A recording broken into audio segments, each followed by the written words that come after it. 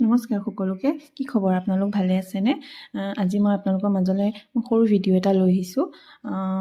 যিহেতু আমি মানে মই মোৰ কথা কৈছোঁ, যিহেতু মই কাম কৰি খুবেই ভাল পাওঁ। ঘৰৰ কামেই হওক, কুকিঙেই হওক, হাতৰ কামেই হওক, সকলো কামেই কৰি মই ভাল পাওঁ। কুকিং কৰিতো বহুতেই ভাল পাওঁ, খায়ো ভাল পাওঁ নিজে, আৰু আনক খুৱায়ো ভাল পাওঁ। সেইকাৰণে মই ঘৰত যিহেতু মই এনেই থাকোঁ, 10-12 বছৰে চাকৰি কৰিলোঁ। চাকৰি এতিয়া এৰিব লগা হ'ল, কাৰণ মোৰ ছোৱালী দুজনী চাবলৈ মানুহ নাই। ছোৱালী দুজনীৰ কাৰণে চাকৰি এৰি বৰ্তমান মই ঘৰতে আছোঁ।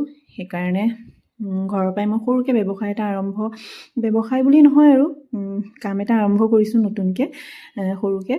আশা কৰিছোঁ আপোনালোকে সকলোৱে আশীৰ্বাদ কৰিব, যাতে মই এই নতুন কামটোত লৈ আগবাঢ়ি যাব পাৰোঁ আগলৈ। মই ঘৰতে আচাৰ, সকলো ধৰণৰে আচাৰ, আৰু লগতে অসমীয়া থলুৱা জলপান, পিঠা পনা, সান্দহগুড়ি, পিঠাগুড়ি এইবোৰ বনোৱাৰ অৰ্ডাৰ লওঁ।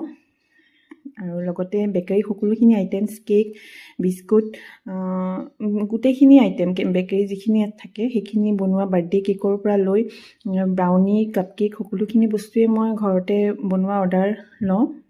এইখিনি মোৰ আচাৰৰ এইখিনি অৰ্ডাৰ আছিলে দোকান কেইখনমানৰ, তাকে ৰেডি কৰিছোঁ নিজে। চিল কৰি ঘৰতে সকলোখিনি পেকিং কৰি নিজে ৰেডি কৰিছোঁ। আপোনালোকে আশীৰ্বাদ কৰিব, যাতে মই মোৰ নতুন কামটোত আগবাঢ়ি যাব পাৰোঁ। মানুহে কাম কৰাত একো বেয়া কথা নহয়, যিহেতু মই বনাই কৰি খুবেই ভাল পাওঁ।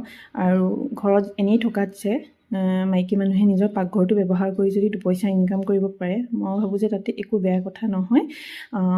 কেনেকুৱা পালে মোৰ ভিডিঅ'টো চাই?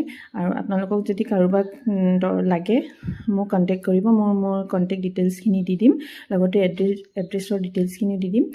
যদি আপোনালোকে কাৰোবাক লাগে, মোক কণ্টেক্ট কৰিব।